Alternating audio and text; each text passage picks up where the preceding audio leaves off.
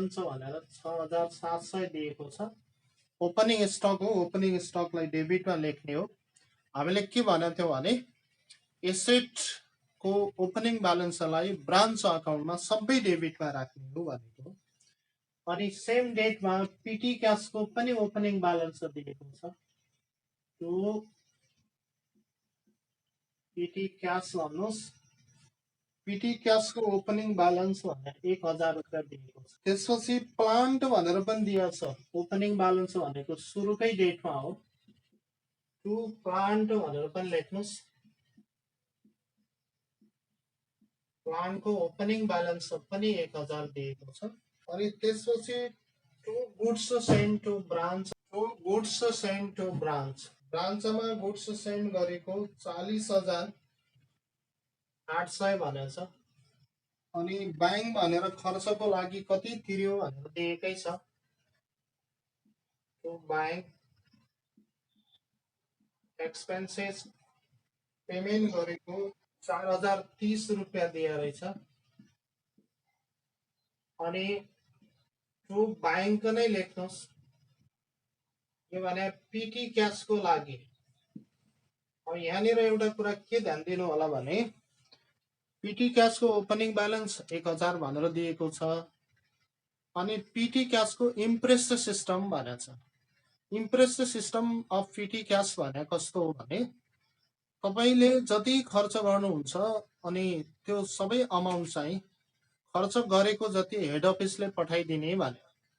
जस्तै तपाईसित सुरुमा क्यासको पिटी क्यासको लागि 1000 ब्यालेन्स छ अनि महिनाभरि 800 रुपियाँ खर्च गर्नुभयो भने अब तपाईले महिनाभरि जति खर्च गर्नु भएको छ त्यति हेड अफिसलाई सबमिट गर्नुहुन्छ र हेड अफिसलाई सबमिट गरिसकेपछि 800 रुपियाँ खर्च गरेको जति हेड अफिसले ब्रान्चलाई पठाइदिन्छ।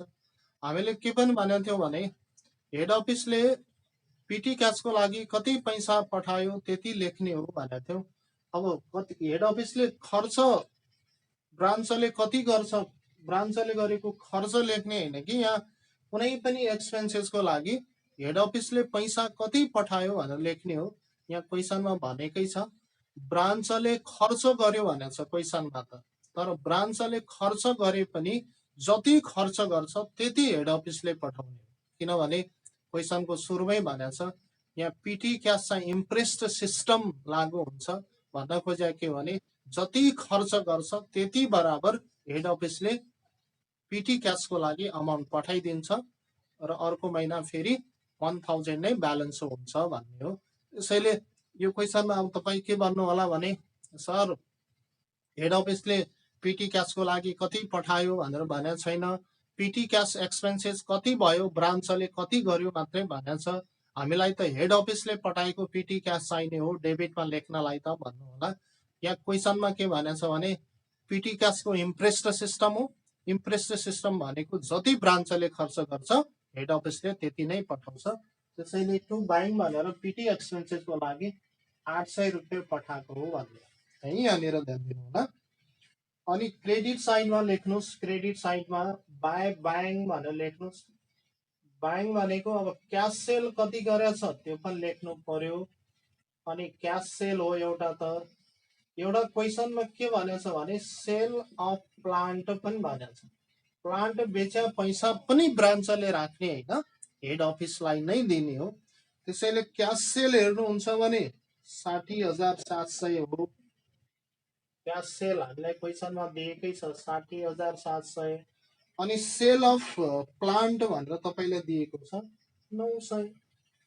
भन्यो भने त्यो जति क्यास सेल गर्यो र प्लान्ट सेल गरेर ब्रान्चलाई पैसा आयो त्यो सबै हेड अफिसलाई पठाउने हो। त्यो टोटल भयो 61,600। अनि त्यसपछि स्टक कति छ ब्रान्चमा भनेको छ, यो डेट भने 31 डिसेम्बर 2008 मा हो। बाई ब्रान्च स्टक भनेर लेख्नुहोस्। क्लोजिङ ब्यालेन्स अफ स्टक बचेको तपाईलाई क्वेसनमा भनेकै छ कति भनेको छ भने 6000 भनेको छ, यो 6000 नै लेख्नुहोस्। अनि यही डेटमा बाई ब्रान्च पिटी क्यास पनि भन्नुहोस्। अब हेर्नुहोस् यहाँनिर क्वेसनमा तपाईँलाई के कन्फ्युजन होला भने opening balance of petty cash त दिएको छ 1000 रुपियाँ, तर closing balance of petty cash त दिया छैन भन्नु होला। अब closing balance of petty cash दिया छैन भन्यो भने closing balance of petty cash पनि ओपनिङ ब्यालेन्स बराबरै हुने। किन ओपनिङ ब्यालेन्स बराबर हुने हो भन्यो भने क्वेसनमा भनेको छ इम्प्रेस्ड सिस्टम हो। अब सुरुमा पिटी क्यास 1000 थियो, 800 रुपियाँ ब्रान्चले खर्च गर्यो भने खर्च गरेको जति हेड अफिसले पठाइदिने हो 800 हामीले लेख्यौँ भन्यो भने अझै 1000 ब्यालेन्स वर्षको अन्तमा बच्छ। त्यसैले ओपनिङ ब्यालेन्स इम्प्रेस्ड सिस्टममा opening balance of petty cash जति छ क्लोजिङ ब्यालेन्स पनि त्यति नै हुने हो है। त्यसैले पिटी क्यास भनेर क्लोजिङ ब्यालेन्स 1000 लेख्नुहोस् र त्यसपछि बाई प्लान्ट भनेर लेख्नुहोस्। प्लान्टको पनि त क्लोजिङ ब्यालेन्स बच्या छ, बाई प्लान्ट एट ब्रान्च भनेर लेख्नु पर्यो। अब प्लान्ट कति बच्या छ यही हो हामीले यहाँ क्याल्कुलेट गर्ने। ध्यान दिनु होला, क्लोजिङ ब्यालेन्स अफ प्लान्ट निकाल्ने बेला तपाईँले गल्ती गर्नु भएको।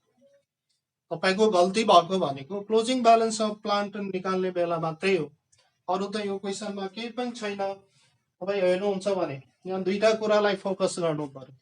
दुईटा कुरा के फोकस भने opening balance of stock, opening stock दिएकै छ 6700, अनि पिटी क्यास भनेर ओपनिङ ब्यालेन्स अफ पिटी क्यासको 1000 दिएकै छ, अनि प्लान्टको पनि ओपनिङ ब्यालेन्स भनेर 8000 दिएकै छ, गुड्स एन्ड टु ब्रान्च भनेर दिएको छ 40800, अनि बाइङ भनेर खर्चको लागि कति पैसा पठायो हेड अफिसले ब्रान्चलाई भनेर दिएकै छ।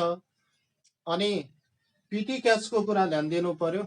यहाँ क्वेसनमा भन्ने बेला के भनेको छ भने ब्रान्चले पिटी एक्सपेन्सेस खर्च गर्यो भनेको छ 800, तर सुरुमा क्वेसनमा के भनेको छ भने यो पिटी क्यास भने इम्प्रेस्ड सिस्टम मेथड हो।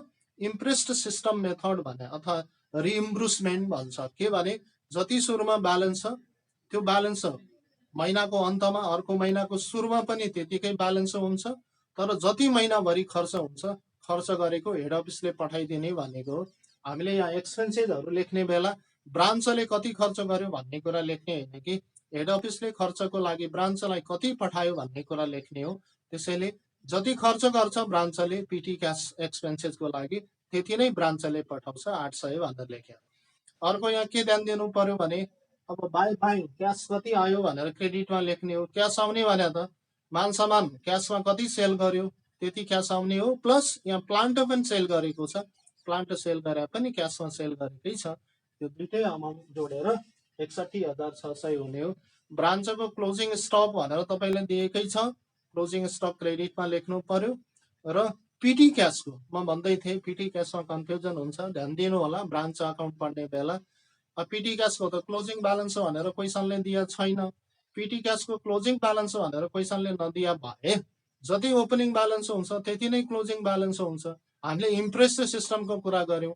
इम्प्रेस्ड सिस्टम भनेर के भने जति पिटी क्यास फन्ड इस्टाब्लिस भयो अनि त्यही अर्को वर्ष पनि त्यति नै इस्टाब्लिस हुन्छ, जति खर्च हुन्छ त्यति बराबर पैसा पठाइदिन्छ भने जति ओपनिङ ब्यालेन्स हो सुरुमा पिटी क्यास फन्ड इस्टाब्लिसमेन्ट भएको जति अमाउन्ट हो अन्तमा पनि त्यही हुन्छ, किन खर्च गरेको त हेड अफिसले रिइम्बुर्स गर्छ भनेको। त्यसैले क्वेसनमा closing balance of petty cash भनेर दिया छैन, जति ओपनिङ ब्यालेन्स छ त्यति नै क्लोजिङ ब्यालेन्स भनेर हुन्छ। र अब प्लान्टको कुरा गर्नुहुन्छ भने यहाँ ध्यान दिनु होला, प्लान्टको कुरा गर्नुहुन्छ भने प्लान्टमा डिप्रिसिएसन रेट 10% भनेको छ। हेर्नुहोस् प्लान्टमा डिप्रिसिएसन भने 10%, रेट अफ डिप्रिसिएसन भने त तपाईँको एक वर्षको हो नि त, वार्षिक डिप्रिसिएसन हो। पर्सेन्टेज अफ डिप्रिसिएसन दियो भने एक महिनाको एक दिनको होइन एक वर्षको डिप्रिसिएसन 10%। अब हेर्नुहोस् यो प्लान्ट भनेको तपाईँको यो 1 इयरको लागि पर्सेन्ट दिने हो। 1 इयर हो भने यदि 6 मन्थको निकाल्नुहुन्छ भने 6 मन्थको चाहिँ 5% हुन्छ। एक वर्षको 10% डिप्रिसिएसन भयो भने 6 महिनाको 5% भयो। भन्नु होला सर किन निकालिरहेको छ 6 महिनाको काम भनेको छ भन्नु होला। यहाँ हेर्नुहोस् त बुक भ्यालु अफ प्लान्ट हामीले यहाँ हेर्नुहुन्छ भने 17/2008 मा बुक भ्यालु प्लान्टको सेल गरेको book value of sold part भनेको कति दिएको छ भने 950 बुक भ्यालु भएको प्लान्ट सेल गरे भनेको छ। क्वेसनमै हेर्नुभयो भने 950 बुक भ्यालु थियो। कहिले थियो भने फेरि 1 जनवरीमा होइन, 7 महिना पछाडि 17/2008 है, 11 होइन कि 17/2008 मा सेल गरेको प्लान्टको बुक भ्यालु कति थियो 950 भन्यो भने 6 महिना भयो नि त। यो ब्यालेन्स हो भने त 11/2008 हो। 11/2008 मा कस्ट त 950 नहोला, 10% डिप्रिसिएसन वर्षको घटाएर 950 बच्या हो भने अब सुरुमा सेल गरेको प्लान्टको बुक भ्यालु 11/2008 मा यसको बुक भ्यालु कति थियो भनेर हामीले हेर्नु पर्छ कि अनि डिप्रिसिएसन निकाल्नुमा। यो 950 भने कति हो भने अब 95% हो। 6 महिनाको डिप्रिसिएसनको रेट त हामीले 5% निकाल्यौं नि। 6 महिना पछाडि 950 बच्या छ भने 5% घटाएर बचेको हो। सपोज 100 को प्लान्ट हो भने 5 रुपियाँ घटेर 95 रहेको हो र यसको सुरुको डेटको बुक भ्यालु हेर्नुहुन्छ भने यो कतिको रहेछ 1000 को रहेछ। 11/2008 मा यो प्लान्ट भने त 1000 को रहेछ। अब 1000 मध्येबाट हेर्नुहोस् त हाम्रो 11/2008 मा टोटल प्लान्टको ओपनिङ ब्यालेन्स भने 8000 हो र सेल गरेको कति बुक भ्यालु बराबरको रहेछ भने 1000 बुक भ्यालु बराबरको सेल गरेर अनि वर्षको अन्तमा यो कतिको मात्रै अब प्लान्ट बचेको छ 7000 मात्रै। जति ओपनिङ ब्यालेन्स अफ प्लान्ट हो वर्षको सुरुमा प्लान्टको ओपनिङ ब्यालेन्स 8000 थियो र 8000 मध्येबाट 1000 बराबर बुक भ्यालु भएको सेल गरे रहेछ भने अब वर्षको सुरुमा यो प्लान्ट 7000 मात्रै बच्ने हो। सेल गरेको त छोडिदिनु पर्यो। क्लोजिङ ब्यालेन्स निकाल्न त सेल गरेको र डिप्रिसिएसन घटायो भने क्लोजिङ ब्यालेन्स आउने हो। अनि यसमा डिप्रिसिएसन चार्ज भयो हेर्नुहोस् त 31 डिसेम्बर 2008 मा at the rate of depreciation भने 10% हो भन्यो भने 7000 को 10% 700 डिप्रिसिएसन भयो भने अब यो डेटमा बुक भ्यालु कति बच्यो भने 6300 बच्यो। हेर्नुहोस् है हाम्रो प्लान्ट भने कति रहेछ भने 6300। यहाँनिर कन्फ्युजन नहुनुहोस्। हेर्नुहोस् मैले अझै रिपिट गरेँ। हामीसित प्लान्ट भनेको 8000 हो। 8000 मध्येबाट 7 महिना 6 महिना पछाडि 950 को बुक भ्यालु भएको प्लान्ट सेल गरेको भन्यो। तर 8000 बाट 950 त घटाउनु भएन नि। 8000 भन्या वर्षको सुरुको हो, 950 भन्या 6 महिना पछाडिको। त्यसैले 6 महिना पछाडिको 950 जुन बुक भ्यालु छ प्लान्टको अहिलेको डेटमा 1 जनवरी 2008 मा यो कति बराबरको रहेछ 1000 बराबरको। 1000 हो भने अब 8000 मध्ये 1000 बेचेको हो भने अब हामीसित त प्लान्ट 7000 मात्रै रह्यो। यो सुरुकै डेटमा रह्यो 7000। सुरुको डेटमा 8000 थियो। 8000 मध्ये 1000 को बेच्यो भने 1 जनवरी 2008 मै 7000 रह्यो। अब हामीलाई क्लोजिङ ब्यालेन्स भन्यो भने त 31 डिसेम्बर 2008 मा चाहिने हो भन्यो भने अब हेर्नुहोस् यो डेटबाट यो डेट भने त 1 वर्ष हो। 1 वर्षसम्म 10% डिप्रिसिएसन चार्ज भयो। 7000 को 10% डिप्रिसिएसन गर्नुहुन्छ भने 700 डिप्रिसिएसन भयो। अब क्लोजिङ ब्यालेन्स अफ प्लान्ट भनेर 6300 भयो। सकियो। यति गर्यो भने to journal profit and loss लेख्नुहोस्। प्रफिट हुन्छ जर्नल पिएल अकाउन्ट भनेर लेख्नुहोस्। जति पुग्दैन त्यो प्रफिट हो। जोड्नुहोस् 74900। यहाँ पनि 74900 बनाउनु पर्यो र प्रफिट भने अब 13750।